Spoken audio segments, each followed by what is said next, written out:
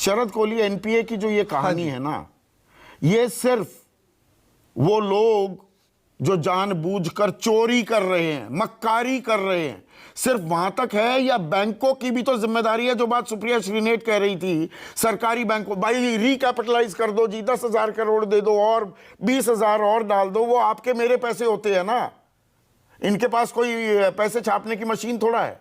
बैंकों की कोई जिम्मेदारी नहीं, आंखों पर पट्टी बांधकर ये पैसा घुमाते रहते हैं और फिर किताबों से हटा दिया जी, बहुत अच्छा हो गया, वो लॉस भी हट गया, टैक्सेस में भी बचत हो गई।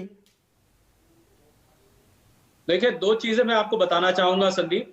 पहला, कि 3 कैटेगरी के डिफॉल्टर्स हैं। पहला जो आप कह रहे हैं विलफुल डिफॉल्टर, जानबूझ के पैसा होते हुए भी वापस नहीं करना चाहते, पहला ये।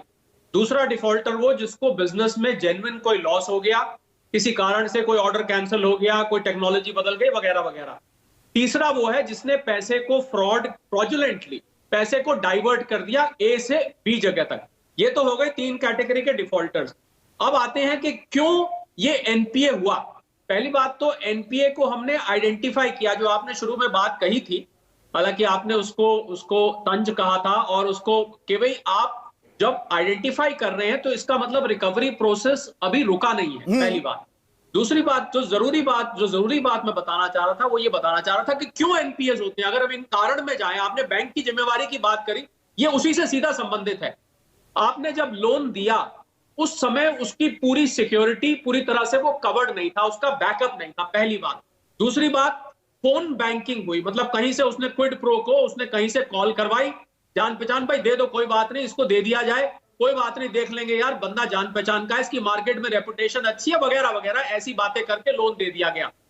तीसरा, धीरे धीरे करके उसके एसेट्स इरोड होते गए, उसको रेगुलरली मॉनिटर और सुपरवाइज नहीं किया गया कि आपको बैंक का ऑडिटर और बैंक की इंस्पेक्शन टीम और आरबीआई, इन सबको लगातार नजर रखनी चाहिए कि जिन एसेट्स के अगेंस्ट लोन दिया गया, क्या वो एसेट्स आज उतने के हैं जितने का लोन दिया गया। इसका जवाब है कि ये नहीं किया गया, तभी ये एनपीएस हुए।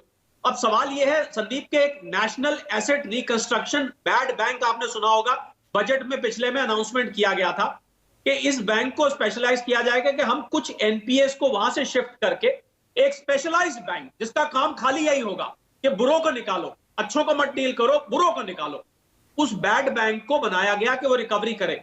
अब आपका जो बहुत जरूरी सवाल है कि 1,32,000 कुल रिकवर हुए हैं 10,09,510 में से। पहली बात, इसमें संदीप 70% इसमें सरकारी बैंक है, इसका मतलब 30% प्राइवेट बैंक भी हैं जिनका ये एनपीए, जिनका ये भट्टा खाता जिसको आप कह रहे हैं, उस भट्टे खाते में जो भी राइट ऑफ हुआ है वो उसमें गया है।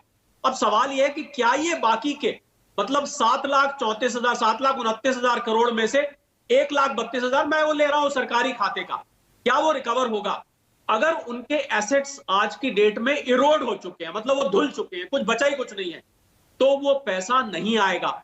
और अगर, अब सवाल ये आता है, मैं एक बहुत जरूरी बात आपको जो बताना चाहता हूं कि अगर हम इसको राइट ऑफ ना करते तो क्या परिस्थिति होती। आप इसका दूसरा पहलू मैं लेके आपको सरल भाषा में बताना चाहूंगा।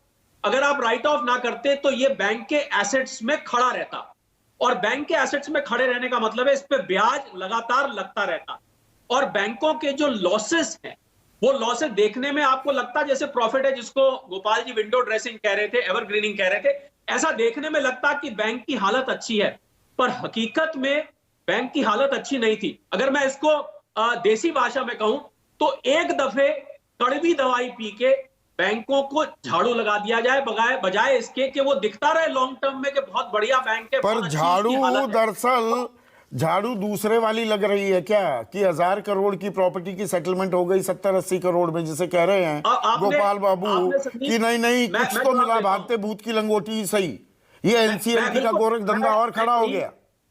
बिल्कुल, मैं यही बात कहना चाह रहा था कि भागते चोर की लंगोटी भली। अगर उसके पास, मान लीजिए उसने 1,000 करोड़ के लोन पे 1,200 करोड़ के एसेट्स कराए थे, और उस 1,200 करोड़ की वर्थ आज की डेट में 70 करोड़ रह गई है, तो आपके सामने क्या रास्ता है? उस आदमी को या तो जेल में डाल दिया जाए पहले, वो जब तक वापस नहीं करता। नहीं, सवाल मैं ये कह रहा हूं कि दरअसल वो 1,000 करोड़ की वक़्त है, पर आंकी जा रही है 70 करोड़ या 80 करोड़ की, ये भी हो रहा है ना संदीप, बचा ही नहीं, उतना वर्थ ही नहीं बचा। उसके एसेट जितने थे, यही तो मैं आपको शुरू में कह रहा था, उसके एसेट। और जहां तक नाम गिनवाने की बात है, कुछ नाम मैं आपको गिनवाता हूं जो मैंने खंगाल के निकाले हैं, क्योंकि आप बार बार बोल रहे थे कि नाम नहीं आ रहा। मैं आपको नाम बताता हूं। Era infra engineering 5,879 crore. नहीं, ये मैंने नाम बताए, ये पुराने हैं, अभी की आरटीआई के जवाब में नहीं आए। अभी की आरटीआई के जवाब में वो नेमिंग एंड शेमिंग नहीं हुई है।